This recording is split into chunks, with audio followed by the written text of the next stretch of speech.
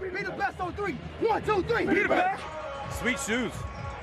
Let's go, let's go, let's go, let's go. Relax and have some fun, man. We're about round 13 right now, all right? Into the end zone. Touchdown, Redskins. Booyah. One no day. You gotta love it. First, get the ball. Thank you. Hey, thank you, boys. The Redskins' second week of OTAs continue as fourth-year quarterback Robert Griffin III attempts to get back to his 2012 Offensive Rookie of the Year form. Here's second-year head coach Jay Gruden.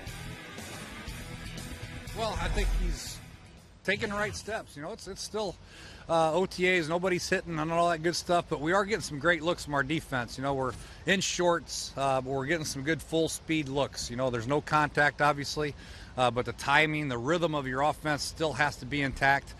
Defense hustling, getting to their zone drops has to be sound in what you're doing, and decisions have to be made. And he's going through the process, relearning everything, studying, going through the right progressions, making a mistake here and there, but we're learning. 2012 was a beauty for RG3, but then it's been a steady decline since then. In his past two seasons, RG3 is 5-15 as a starter and has almost as many interceptions as touchdowns. And it's no secret his mobility not the same after that knee injury. He only had one rushing touchdown since 2013, Dan. That is true. He has not been as effective with his feet, but he is a new father, so perhaps that is going to settle him down. Congratulations to Robert Griffin III. The Redskins pick up his fifth-year option. He's the starter there for now. So I ask you, after this season, okay, that's going to be 4 seasons, is the sample size finally going to be big enough for us to decide what Robert Griffin III is and what he isn't? Yeah, well, if he doesn't perform this year, I think we know that the first year in the NFL for him was an anomaly. And basically we can really say that first year of success for RG3 was because of Alfred Morris. And to me, the big concern I have with RG3 is, you know, yeah, he's been hurt and he's been out of the saddle a little bit. But when I look at his last 22 games, he's thrown 18 interceptions and been sacked 71 times. And we just heard his coach talk about how he's learning and he's making decisions. He's been learning a lot from the poor decisions that he's made. But what I want to see from RG3 this year is can he not make the same mistakes? Can he correct all those bad decisions that he made in the last 2 seasons that ended him up, you know, with those turnovers, with those sacks?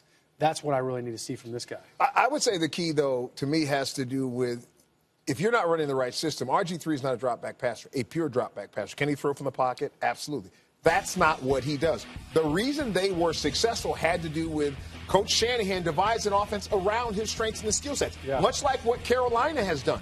If you're not prepared to do that, I just don't know how you expect this young man to be something that he is not. Because all of his life, he's been that athlete quarterback guy who, yes, can throw from the pocket, but he also throws on the move.